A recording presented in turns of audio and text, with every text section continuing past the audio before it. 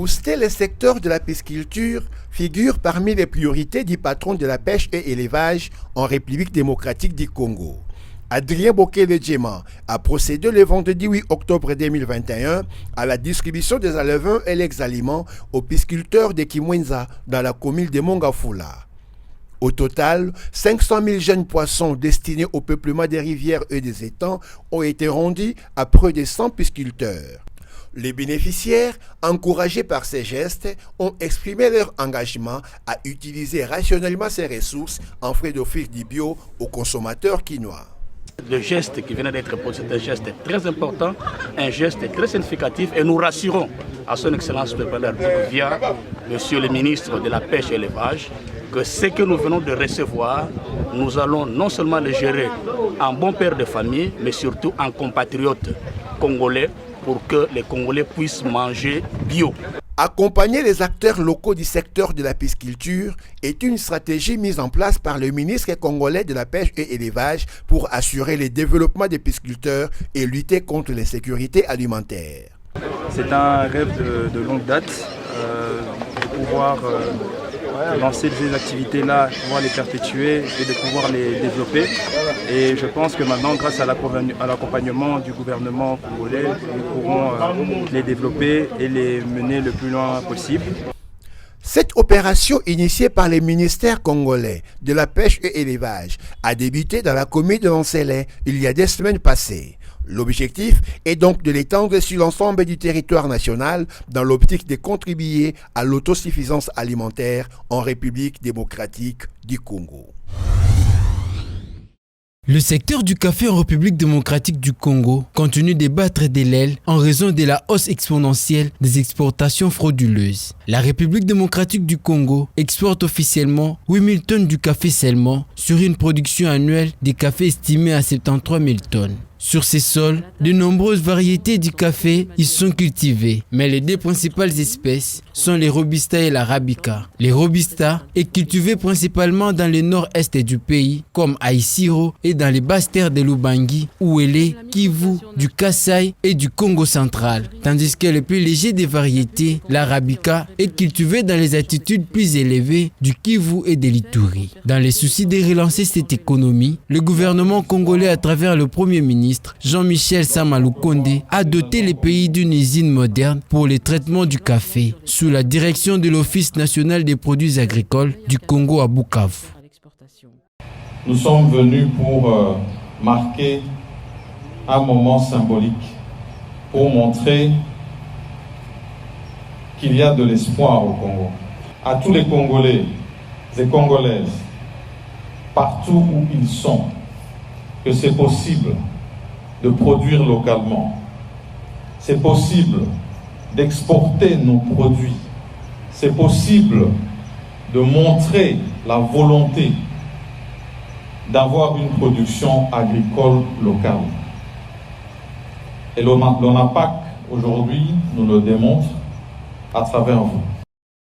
Plusieurs stratégies ont été envisagées pour taire les tracasseries autour de ces commerces. C'est notamment la création d'un comité d'alerte contre les tracasseries dans la filière café, mais aussi la disponibilité d'une usine. Selon le Premier ministre, les prochaines étapes devront être la remise officielle du document de stratégie au ministre national en charge de l'agriculture, ainsi que la vulgarisation de la stratégie café par la sensibilisation de toutes les parties prenantes. Il y a de l'espoir lorsqu'on peut voir des agents comme vous, qui malgré toutes les difficultés qui se sont présentées, vous ne vous êtes pas découragés. Vous êtes restés debout et vous démontrez aujourd'hui que là où il n'y avait plus rien, c'est possible d'avoir une production. Nous allons lui garantir notre accompagnement.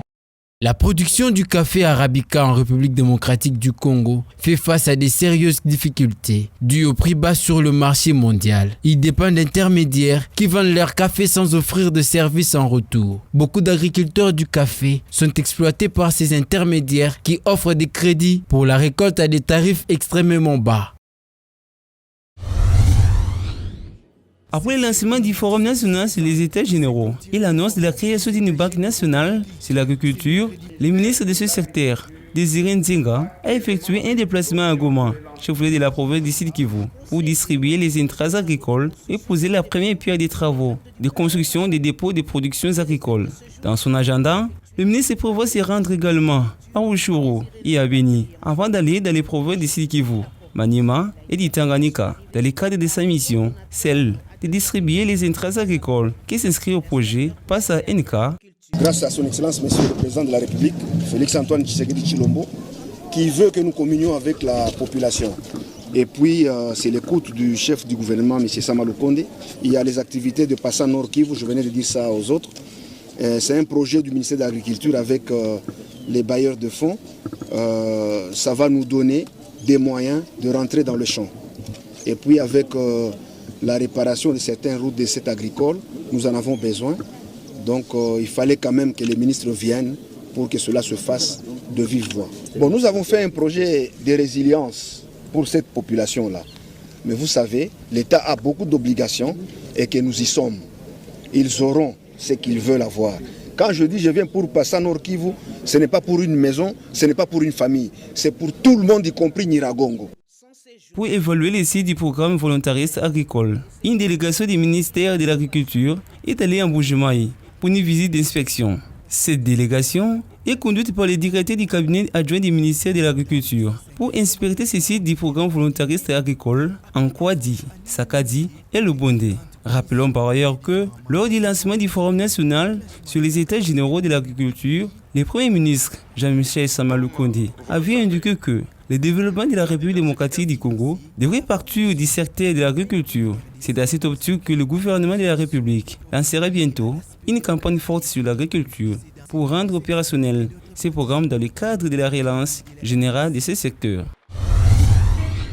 À quelques jours de la COP26, les rôles que la République démocratique du Congo a tant joué vaut la peine de l'attention de dirigeants du monde, à tel point que les questions des opportunités font sujet de table de discussion entre l'État congolais et ses partenaires. En présence du vice-premier ministre, ministre de l'Environnement et Développement durable, F. Bazaïba, la diplomate britannique Emily Maltman a renseigné que son pays attend apporter des contributions financières au programme du gouvernement aux fins de la protection de ces forêts. Cette aide sera destinée aux communautés locales pour le développement durable en faveur de la population congolaise tout entière. Pour cette délégation, la RDC possède un important massif forestier dans le monde et mérite d'être accompagnée.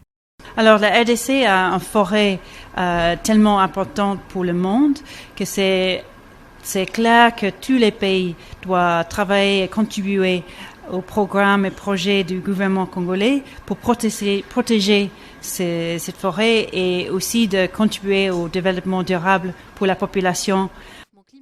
La conférence de Paris, qui est au centre des attentes mondiales pour la solution au problème de changement climatique, constitue des opportunités financières pour la République démocratique du Congo, compte tenu de son rôle primordial dans la régulation du climat mondial. Emily Maltman a fait savoir que la COP26 qui se tiendra à Glasgow, en Écosse, du 1er au 12 novembre 2021 est une opportunité pour faire connaître davantage les forêts congolaises au monde, car celle-ci constitue l'une des solutions au problème des effets néfastes des changements climatiques.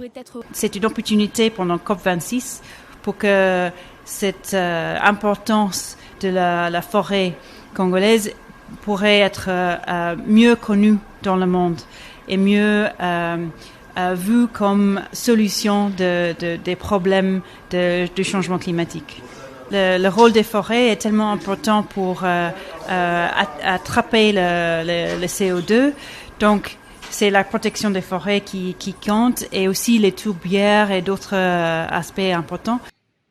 Notons que la COP26 constitue une occasion de dernière chance pour sauver le climat. Les dirigeants mondiaux devaient prendre des engagements concrets pour atteindre la réduction de la température mondiale jusqu'à 1,5 degré Celsius.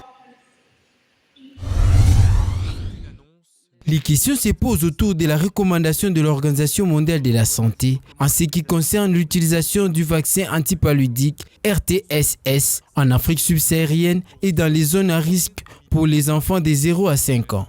alors que le paludisme est une maladie infectieuse potentiellement mortelle due à plusieurs espèces de parasites appartenant au genre Plasmodium. Les parasites sont transmis à l'homme par les piqûres des moustiques infectés. Selon l'Organisation mondiale de la santé, les essais cliniques des phases 3 ont démontré que le vaccin, lorsqu'il est administré en 4 doses, prévient 4 cas de paludisme sur 10 et 3 sur 10 de paludisme grave menaçant les pronostics viraux. La RDC ne peut s'en passer de cette maladie. De par sa situation géographique, le pays se trouve dans une zone tropicale qui est le milieu favorable de l'espèce vecteur du paludisme. À Kinshasa, l'insalubrité dans les coins et recoins de la capitale est un facteur qui favorise la prolifération de moustiques. S'agissant de ces deux facteurs qui lient la maladie à la vie humaine, est-il nécessaire de recommander la vaccination au lieu de chercher des voies et moyens pour lutter contre les causes premières de cette maladie? Pourquoi ne pas investir ces fonds alloués aux recherches de ces vaccins à l'assainissement complet de la ville?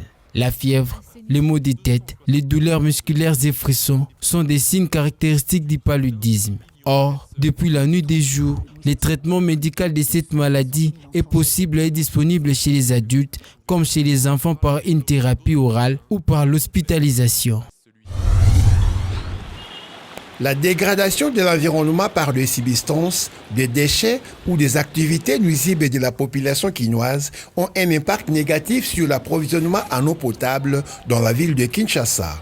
L'entreprise publique chargée de la distribution d'eau potable sur l'ensemble du territoire national congolais, la Régie des eaux, nous accueille ici dans son site de captage d'eau de la rivière Ndjili. Des faits environnementaux à la base de plusieurs difficultés que rencontre cette firme dans l'accomplissement de sa mission. Le manque d'assainissement, c'est que tous les Quinois, pour aujourd'hui, qu'est-ce qu'ils font? Tous les caniveaux sont devenus des poubelles. Les rivières sont devenues des poubelles. Alors, quand il pleut, les eaux de ruissellement prennent tout ce qui est sachet, bouteilles en plastique, les immondices, tout ce que vous voulez que nous jetons dans les caniveaux de la rivière, amène dans la rivière. Quand ça arrive dans la rivière, nous avons des problèmes maintenant de scission pour prendre l'eau de la rivière et amener à l'usine de traitement. L'état d'immondice qui s'accumule dans la rivière représente un danger pour des machines de captage d'eau utilisées par la Régie des eaux, dénature profondément la qualité de l'eau captée, ce qui nécessite ensuite plus de moyens pour le traitement de l'eau. Soit nous n'arrivons plus à avoir la quantité à soutirer, ou alors deuxièmement, le sable va avec l'eau jusque là où se trouvent nos machines. Or, les machines, comme j'avais dit au départ, leur premier ennemi c'est le sable. Avec le phénomène d'abrasion, qu'est-ce que fait? Nos machines tombent en panne à tout moment. Ou alors nous écourtons la vie de nos machines. Cette réalité qui a des conséquences néfastes directes sur les consommateurs peut s'améliorer par une prise de conscience collective et individuelle dans la gestion quotidienne de notre environnement. Quelqu'un qui détruit l'environnement se détruit lui-même. Donc il doit faire un effort pour ne pas jeter les immondices dans les caniveaux, pour ne pas construire au bord de la rivière, pour ne pas jeter leurs eaux de vente dans la rivière. Il y a des gens même qui vont jusqu'à connecter leurs toilettes juste dans la rivière. Nous devons éviter ça. Parce que ces rivières-là, c'est ça notre richesse, c'est là où nous prenons l'eau que nous traitons et nous envoyons comme eau de boisson. L'eau alimente nos sources, arrose nos cultures, permet le fonctionnement de nos usines. Elle assure pour nous des fonctions épuratrices et régulatrices. Protéger nos rivières, c'est protéger l'eau. Protéger l'eau, c'est protéger nos rivières. L'un ne va pas sans l'autre. En préservant l'eau et la rivière, dans un respect des écosystèmes, nous nous protégeons, car c'est la qualité de l'eau qui garantit la vie.